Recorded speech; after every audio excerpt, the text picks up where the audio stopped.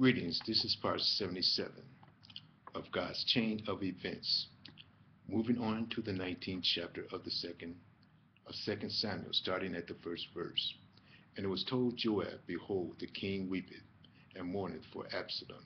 And the victory that day was turned into mourning unto all the people. For the people heard say that day how the king was grieved for his son. And the people gat them by stealth, meaning forming and speaking secretly in groups, continuing that day into the city, as people, being ashamed, steal away when they flee into battle.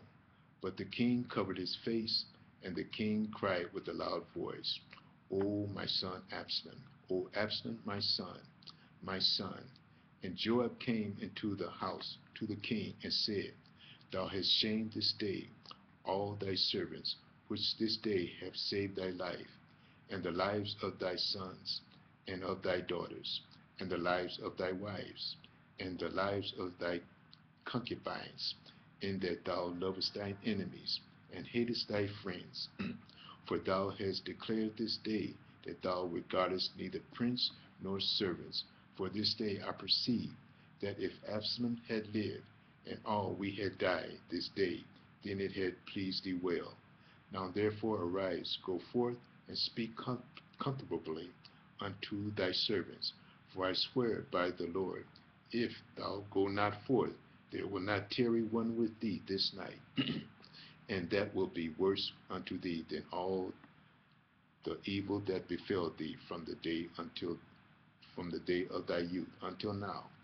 Then the king arose and sat in the gate, and they told unto all the people, saying, Behold, the king doth sit in the gate. And all the people came before the king, and Israel had fled every man to his tent, and all the people were at strife throughout all the tribes of Israel, saying, The king saved us out of the hand of our enemies. He delivered us out of the hand of the Philistines, and now he is fled out of the land for Absalom. And Absalom, whom we anointed over us, is dead in battle. Now therefore, why speak ye not a word of bringing the king back? And the king David sent to Zadok and Abiathar the priests, saying, Speak unto the elders of Judah, saying, Why are ye the last to bring the king back to his house? Seeing the speech of all Israel is coming to the king, even to his house. Ye are my brethren, ye are my bones and my flesh. Wherefore then are ye the last to bring back the king? And say to Amasa, Art thou not of my bone and of my flesh?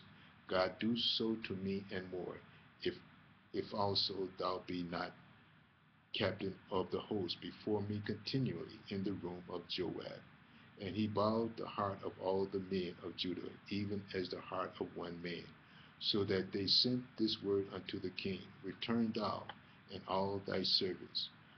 So the king returned and came to Jordan, and Judah came to Gilgal to go down to meet the king, to conduct the king over Jordan. And Shimei the son of Gera, a Benjamite, which was of Barim, hasted and came down with the men of Judah to meet the king David. And there was 1,000 men of Benjamin with him, and Ziba the servant of the house of Saul, and his 15 sons, and his 20 servants with him. And they went over Jordan before the king. And there went over a ferry boat to carry them over the king's household, and to do what he thought good in Shemaiah. And Shemaiah the son of Gera fell down before the king, and he was come over Jordan, as he was come over Jordan, and said unto the king, Let not my lord impute iniquity unto me, neither do thou remember that which thy servant did perversely, the day that my lord the king went out of Jerusalem, that the king should take it to heart. For thy servant doth know that I have sinned. Therefore, behold, I am come first this day of all the house of Joseph, to go down to meet my lord the king. But Abishai the son of Zeruiah answered and said, Shall not Shemaiah be put to death for this, because he cursed the Lord's anointed? And David said, What have I to do with you, ye sons of Zeruiah? that ye should this day be adversaries unto me. Shall there be any man put to shall there be any man put to death in Israel? For do not I know that I am this day over Israel? Therefore the king said unto Shemaiah, Thou shalt not die. And the king sware unto him. And Mephibosheth, the son of Saul, came down to meet the king, and had neither dressed his feet, nor trimmed his beard, nor washed his clothes, from the day the king departed until the day he came in again in peace. And it came to pass, when he was come to Jerusalem to meet the king, that the king said unto him, Wherefore wentest not thou with me, Mephibosheth? And he answered, My lord, O king, my servant deceived me. For thy servant said, I will saddle me an ass, that I may ride thereon, and go to the king, because thy servant is lame.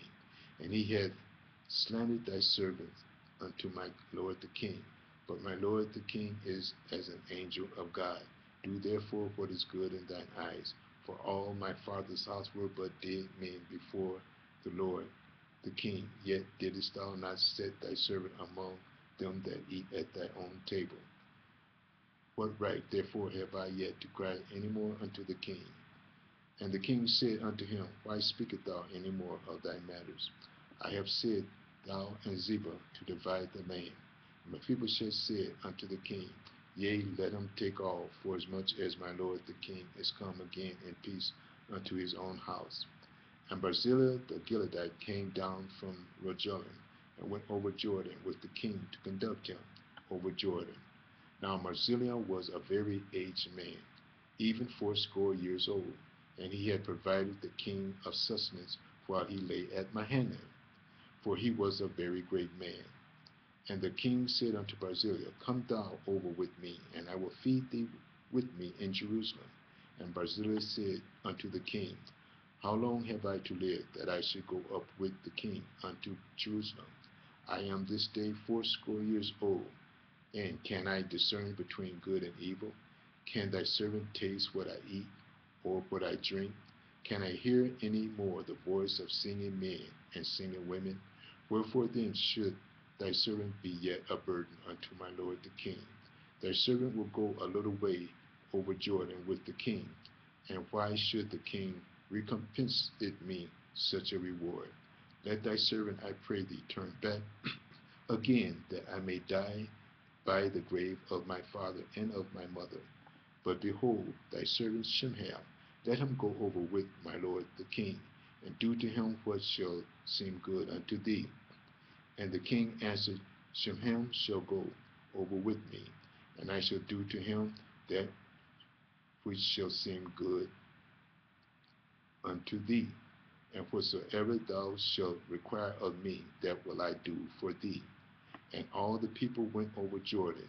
And when the king was come over, the king kissed Barzillai and blessed him, and returned unto his own place. Then the king went on to Gilgal, and Shimham went on with him. And all the people of Judah conducted the king, and also half the people of Israel. And behold, all the men of Israel came to the king, and said unto the king, Why have our brethren, the men of Judah, stolen thee away, and have brought the king and his household, and all David's men with him, over Jordan? And all the men of Judah answered the men of Israel, Because the king is near kin to us. Wherefore be ye angry for this matter?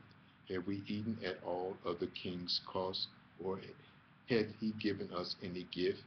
And the men of Israel answered the men of Judah, and said, We have 10 parts in the king, and we have also more right in David than ye.